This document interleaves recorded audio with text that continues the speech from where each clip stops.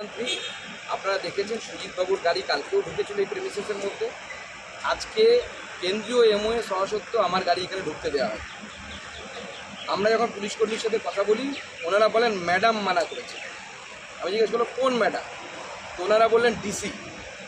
তো আমি আমার অফিসকে বলে দিয়েছি ডিসির নামে আমি একটা প্রিভিলেজের নোটিশ পাঠাচ্ছি স্পিকারকে, উনি যাবেন স্পিকারের কাছে উত্তর দেবেন।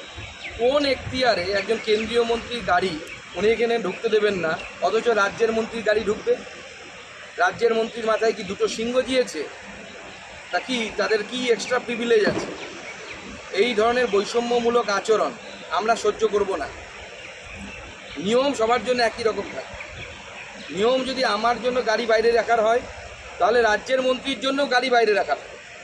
যদি মুখ্যমন্ত্রী আসতেন তাহলে না আমি ভাবতাম যে হ্যাঁ, মুখ্যমন্ত্রী স্বাভাবিকভাবে তিনি আমাদের অনেক উপরে অবস্থান করেন, হায়ারার্কি অনুসারে তার গাড়ি আলাদাভাবে ঢুকতেই পারে। কিন্তু রাজ্যের একজন মন্ত্রীর গাড়ি যদি এখানে ঢুকতে পারে, কেন্দ্রেরও যে কোনো মন্ত্রীর গাড়ি এখানে ঢুকতে দিতে হবে। যদি দিয়ে না থাকেন আপনি প্রিভিলেজকে ব্রিচ করেছেন, যে অফিসার আছে তাকে আপনাদের মাধ্যমে আমি বলে দিচ্ছি, পারলে কোর্টে যান, যেখানে যান আমি ডাক করাবো, দিল্লিতে গিয়ে কান ধরে উঠবোস করাবো।